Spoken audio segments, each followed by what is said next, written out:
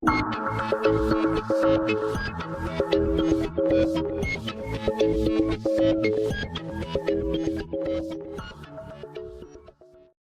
के वक्ता को प्रश्नोत्तरी के लिए आमंत्रित करने। प्रथम वक्ता आमंत्रित उपस्थित है। ठीक है, मुस्लिम्स इंडिया में माइनॉरिटी है मेजॉरिटी है? माइनॉरिटी है। ठीक है, मुस्लिम्स इंडिया में माइनॉरिटी है। जब मुस्लिम्स इंडिया में केवल 13-14% है, वक्फ और वक्फ की इनिशियल आइडिया क्या था? डोनेशन पर आधारित कि जो रिलीजन के लिए डोनेट करना चाहिए, यही वक्फ है। वक्फ का आइडिया ये था ना कि जब आप प्रॉपर्टी राइट्स की बात कर रहे हैं तो वक्फ मुस्लिम माइनॉरिटी में है तो उनका एक रिप्रेजेंटेटिव नहीं है। मैं फैक्चुअल फैलेसी में बताता हूँ। वक्फ का एक्चुअल आइडिया ये है कि धर्म के लिए की गई डोनेशन वक्फ होती है। तो जब धर्म के लिए की गई डोनेशन वक्फ है मुस्लिम्स द्वारा, मुस्लिम माइनॉरिटी में भी है, उसके बावजूद थर्ड लार्जेस्ट प्रॉपर्टी ओनर किसी भी एमएनसी, किसी भी कैपिटलिस्ट से ज्यादा कैसे पॉसिबल है बिना इलीगल ऑक्यूपेशन के? आपका प्रश्न दोबारा दोहराएंगे? ठीक है, मैं प्रश्न दोहरा देता हूँ कि भाई आपने कहा मुस्लिम 12-13% है, जब माइनॉरिटी 12-13% है और वो थर्ड लार्जेस्ट प्रॉपर्टी ओनर किसी भी एमएनसी, किसी भी कैपिटलिस्ट से ज्यादा है, तो मुस्लिम माइनॉरिटी में रहते हुए इतना डोनेट कर कैसे सकते हैं? वक्फ का आइडिया ही डोनेशन पे है। देखिए, जब आप बात कर रहे हैं कि वक्फ का आइडिया डोनेशन पे है या प्रॉपर्टी होल्डर है, तो हम यहाँ बात कर रहे हैं कि हमें जो हमारा मोटिव है, हमारा क्या है कि ये पॉलिटिकल ऑब्लिगेशन, ये जो अमेंडमेंट हो रहे हैं, ये पॉलिटिकली हो रहे हैं या ये कल्याणकारी में बिना इलीगल के पॉसिबल कैसे? प्रश्न ये है, बिना इलीगल ऑक्यूपाई करे ये पॉसिबल कैसे है कि 13% पॉपुलेशन ऑक्यूपाइड कैसे है? और आप खुद बोल के देते गवर्नमेंट इंटरवेंशन इसके बाद भी होगा, मतलब लीगली गवर्नमेंट इंटरवेंशन है। आप अगला प्रश्न।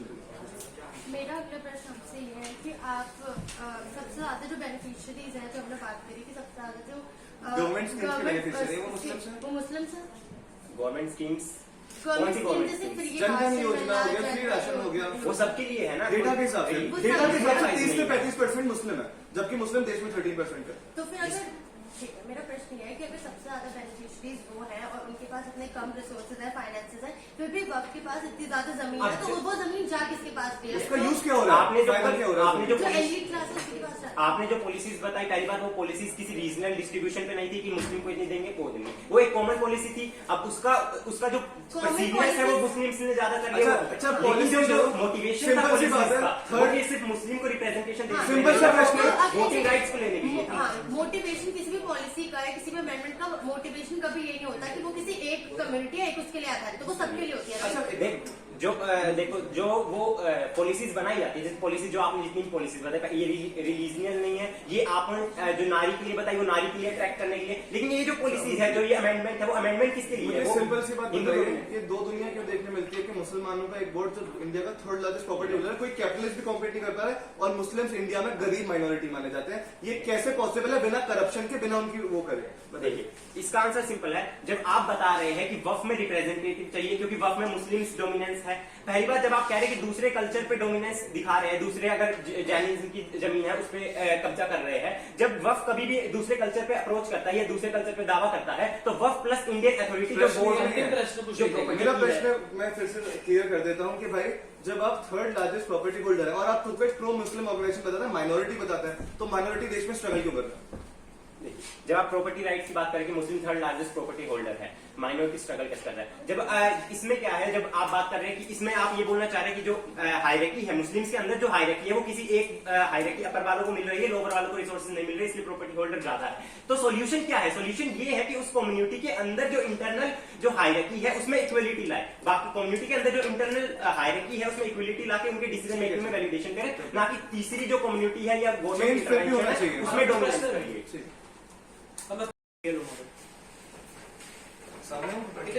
ठीक है,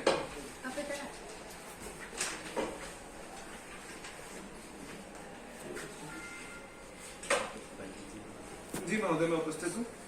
ठीक है। महोदय, इस्लाम एक कम्युनिटी में एलिटिज्म है। हाँ हाँ बिल्कुल है, जो वक्फ मेंबर एलीट मेंबर है सारे इस्लाम। ठीक है, एलिटिज्म है।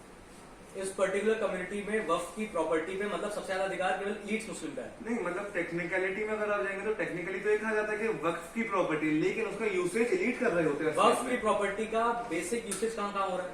भाई मैं बता देता हूँ टेक्निकली अगर आप कागजी कार्रवाई, मैं 10 सेकंड दीजिएगा, अगर आप कागजी बात में जाएंगे तो कहने को ये कहा जाता है कि भाई ये वक्फ है, लेकिन ऐसे मल्टीपल केसेस देश में देखे गए जैसे अतीक अहमद के केस में कि वो प्राइवेट यूज में ले जा रही थी। पर्टिकुलरली उस वक्फ की प्रॉपर्टी अगर क्लेम कर दिया किसी व्यक्ति ने तो क्या डायरेक्टली वो क्लेम से उसकी हो जाती है या फिर वक्फ के ऊपर यही तो समस्या है। अब जो प्रूफ ऑफ बर्डन होता है वो उस व्यक्ति का जो उस घर में रह रहा था, और प्रूफ करेगा भी कहाँ, वक्फ के ही कोर्ट में। अगर उस 10 सेकंड बोल लूंगा, पर्टिकुलर कम्युनिटी का मैं 10 सेकंड बोल लूंगा, क्योंकि मैंने कहा ये मेरा है और कोई कहना है नहीं मेरा है, तो आप मेरे सामने प्रूफ करें तो मेरा तो पहली बार से कि मेरा ही है। क्वेश्चन, आप मानते हैं कि वक्फ की प्रॉपर्टी जो होती है, वक्फ की जो ऑटोनॉमी है, ऑटोनॉमी बनी रहेगी इस अमेंडमेंट बिल के बाद भी? बिल्कुल बनी रहेगी, ऑटोनॉमी बनी रहेगी।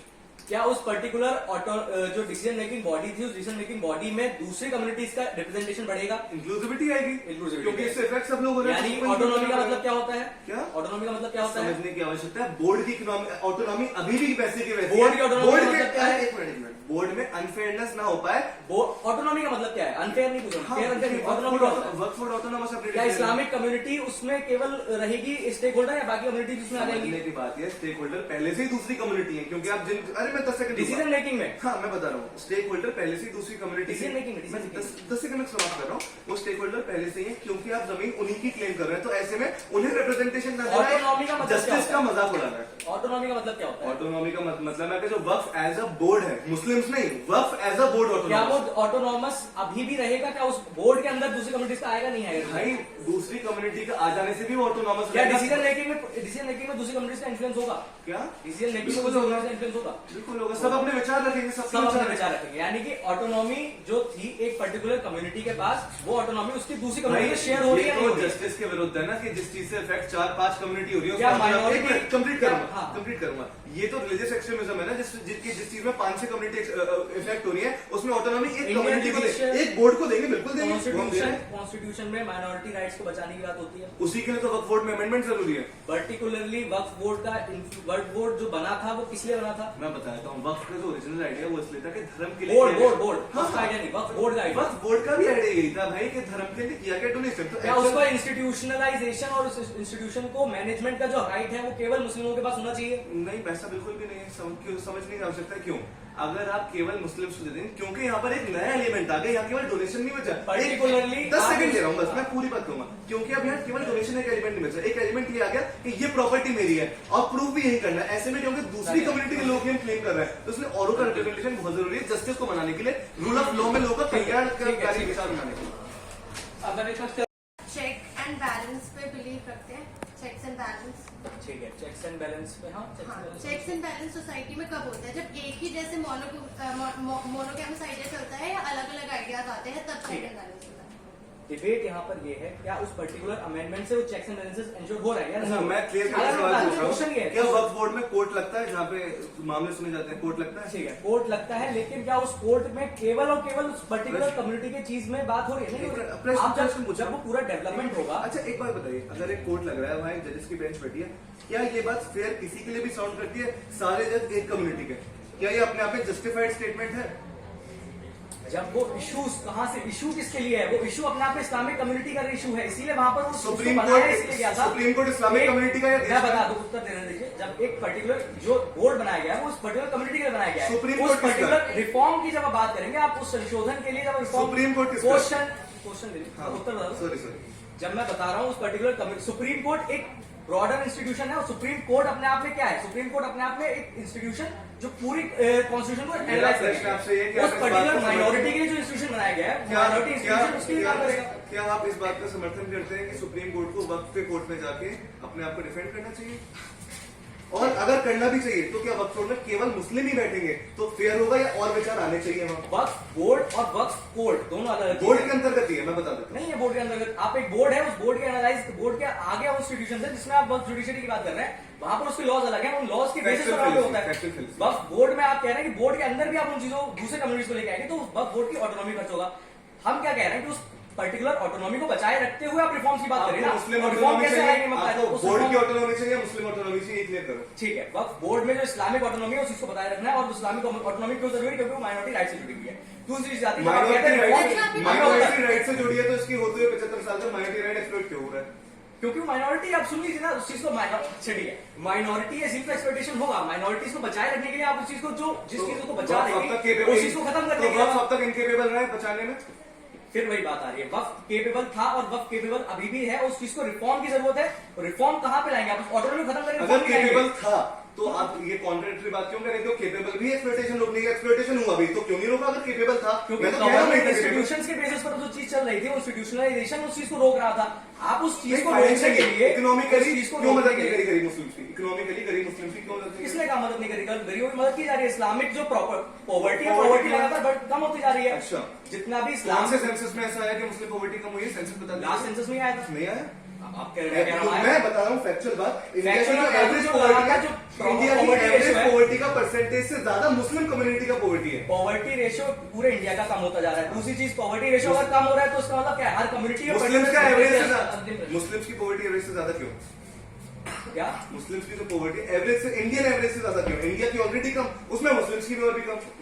ठीक है अब पहली चीज डिबेट का भाग था नहीं आप इस चीज को यहाँ पे लेके आ रहे हैं तो मैं यहाँ पे बता दूं अगर आप कह रहे हैं कि उस चीज इंडिया में इस्लामिक जो कम्युनिटी उसकी पॉवर्टी रेशियो ज्यादा क्यों है आप उस चीज को देखने की जरूरत है पहली चीज वो माइनॉरिटी में दूसरी चीज उस गवर्नमेंट पॉलिसीज जो लगातार चलती आ रही थी गवर्नमेंट पॉलिसीज में जो बोर्ड की प्रॉपर्टी थी बोर्ड का जो इंस्टीट्यूशन का वर्किंग था उस वर्किंग में एंट्रेंस आ रही थी वर्किंग के एंट्रेंस के साथ साथ करप्शन की जो बात थी आप कह रहे हैं करप्शन अगर है भी उसको ठीक करने का तरीका क्या है क्या उसमें उस चीज को अपने आप में ऑटोनोमस खत्म कर देना या फिर रिफॉर्म्स के साथ गवर्नमेंट इंस्टीट्यूशन के साथ उस चीज को सामंजस्य में लाकर उस चीज को लेकर आना वो चीज है चलेगा ठीक है तो 3, 2, 1 वक्फ का जो फॉर्मेशन है वो मुस्लिम माइनॉरिटी को बचाने के लिए था बिल्कुल उसका जो मेन काम था वो डोनेशंस के ऊपर बेसिस था कि जितने भी रिलीजियस डोनेशंस हैं वो रिलीजनल डोनेशन है वो किसका रिलीजनल डोनेशन मुस्लिम डोनेशन हाँ जो प्रॉपर्टी जितनी भी रिलीजियस जो प्रॉपर्टी है और डोनेशंस है उन सब का वो हाँ वक्फ मुस्लिम्स बोर्ड के हाँ तो मुस्लिम्स की माइनॉरिटी को बचाने के लिए वक्फ बोर्ड आया था ठीक है अब आप बात कर रहे हैं कि वक्फ बोर्ड की फॉर्मेशन का आधार मुस्लिम माइनॉरिटी थी वक्फ बोर्ड के जो आधार था वो आधार था कि जितने भी रिलीजियस डोनेशंस हैं वो सारे आपने रिलीजनल डोनेशन जो रिलीजन बोला वो और वो जो मुस्लिम्स बोला उससे देखिए मैं पूरा आंसर दे दूं जो जब हम रिलीजियस डोनेशन की बात करते हैं तो उससे दो लोग इफेक्ट होते हैं वो अगर किसी ठीक है, की ठीक है। प्रॉपर्टी क्वेश्चन अगर ये नहीं मैं पूरी हुआ बात किस लिए कर था दूं हुआ किस लिए था इस्लामिक के लिए हुआ था हाँ ठीक है ठीक है ने अगर उस चीज में इस्लामिक जो स्टेक होल्डर वो थे इस्लामिक कम्युनिटी थी उस इस्लामिक स्टेक होल्डर कम्युनिटी को चेंज करके वहां पर आप दूसरी कम्युनिटी को लेके आ रहे हैं तो क्या उस पर्टिकुलर कम्युनिटीज के लिए जिस चीज को बनाया गया था वो वक्फ बोर्ड बचा रहेगा नहीं वो वक्फ बोर्ड बिल्कुल बचा रहेगा और वो इसलिए बचा रहेगा क्योंकि हम मेजोरिटी में दूसरी कम्युनिटीज को लाने की बात नहीं कर रहे हैं हम माइनॉरिटी में दूसरी अच्छा, कम्युनिटी मतलब ultimately आप चाह भी रहे हैं कि दूसरी मेजोरिटी है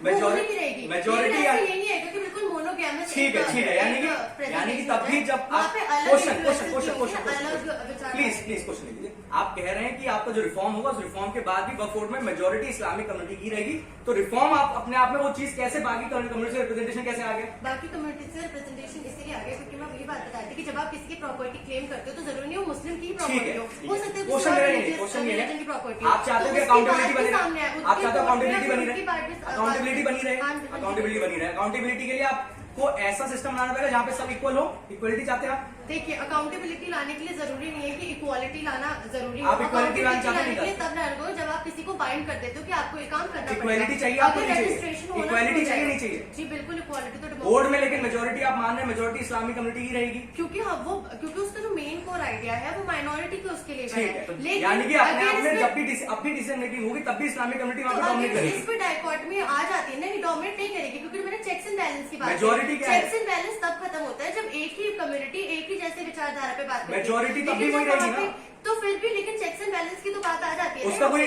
चेक्स एंड बैलेंस तब फायदेमंद है जब उसका कोई इम्प्लीमेंट मतलब वो इम्प्लीमेंट हो पाए चेक्स एंड वो बैलेंस बिल्कुल इम्प्लीमेंट होगी क्योंकि वो इक्वालिटी में चेक्स एंड बैलेंसेस होंगे दोनों की क्योंकि पावर ये- चेक्स एंड बैलेंस का मतलब क्या है दोनों की पावर सेम होगी तब चेक्स कर चेक्स एंड पाएगा बैलेंस तब आता है जब हम किसी को बाइंड करते हैं कि आपको इनकी बातें भी सुननी पड़ेगी केवल सुन लिया, अगर ठीक है, इनकी मान लिया बात तो सुन नहीं लिया, सुननी लेकिन पड़ी, और सुनने majority के में बाद- इस्लाम है। नहीं सुनने के बाद भी अगर आप अपने डिसीजन मेकिंग में उनको पार्टिसिपेटरी बना रहे हो तो इसमें लास्ट क्वेश्चन मेरा सिंपल सा चेंजेस आ जाते हैं लास्ट क्वेश्चन सिंपल सा मेरा ये है आप पूरी डिबेट ये बात पे कर रहे हैं कि आपको चेक्स एंड बैलेंस चाहिए ट्रांसपेरेंसी चाहिए अकाउंटेबिलिटी चाहिए आप बोल रहे हैं कि उसके बाद भी, रिफॉर्म के बाद भी इस्लामिक कम्युनिटी ही मेजोरिटी में रहेगी, तो ये चेक्स एंड बैलेंसेस बने ही कहां? जब इक्वालिटी ही नहीं थी तो चेक्स एंड बैलेंस कहां से? चेक्स एंड बैलेंस कैसे बने? चेक्स एंड बैलेंस की जरूरत तब पड़ती है जब कोई भी अगेंस्ट कोई अपोजिशन पावर नहीं होती आपके डिसीजन को चैलेंज करने के लिए। लेकिन जब हम अलग दूसरी कम्युनिटीज का रिप्रेजेंटेशन शुरू कर देंगे तो चैलेंजेस उठेंगे, क्वेश्चंस उठेंगे, तब चेक्स एंड बैलेंस अपने आप आएंगे, क्योंकि अकाउंटेबिलिटी बढ़ेगी। उन्हें बताना पड़ेगा कि मेरी